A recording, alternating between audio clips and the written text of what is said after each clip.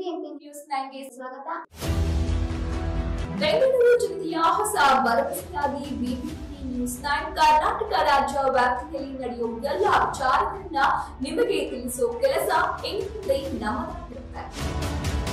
ಮೊದಲಿಗೆ ಮುಖ್ಯಾಂಶಗಳು. ನೋಡಿ, ರಾಜ್ಯ ಉಚ್ಚ ನ್ಯಾಯಾಲಯ ಯಡಿಯೂರಪ್ಪನವರ ವಿರುದ್ಧ ಇದ್ದಂತ ಪೋಕ್ಸೋ ಕೇಸ್ನಲ್ಲಿ ಏನು ಲೋಯರ್ ಕೋರ್ಟ್ ಒಂದು ಸಮನ್ಸ್ ಅನ್ನು ಇಶ್ಯೂ ಮಾಡಿತ್ತು, ಆ ಸಮನ್ಸ್ ಅನ್ನ ಸೆಟ್ ಅಸೈಡ್ ಮಾಡಿದೆ. ಯಾಕೆ ಅಂತ ಹೇಳಿದ್ರೆ ರಾಜ್ಯ ಉಚ್ಚ ನ್ಯಾಯಾಲಯದಲ್ಲಿ ಪರ ಮತ್ತು ವಿರೋಧ ಬಹಳ ದಿನಗಳ ಕಾಲ ವಾದಗಳು ನಡೆದಿದೆ ಹೈಕೋರ್ಟ್ನಲ್ಲಿ.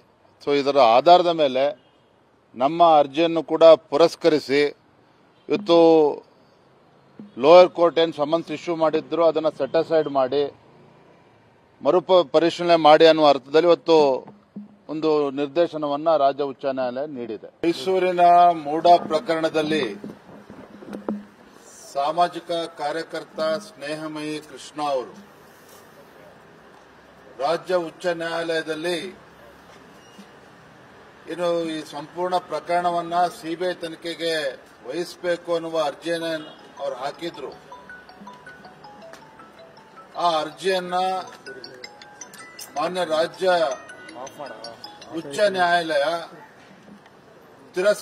ತಿರಸ್ಕರಿಸಿದ್ದಾರೆ. ಸಿಬಿಐ ತನಿಖೆ ಕೋರಿರ್ತಕ್ಕಂಥ ಅರ್ಜಿಯನ್ನ ತಿರಸ್ಕರಿಸಿದ್ದಾರೆ. ಅದರ ಅರ್ಥ ಮುಖ್ಯಮಂತ್ರಿ ಸಿದ್ದರಾಮಯ್ಯನವರು ನಿರಪರಾಧಿ ಅಂತ ಹೈಕೋರ್ಟ್ ಹೇಳಿಲ್ಲ.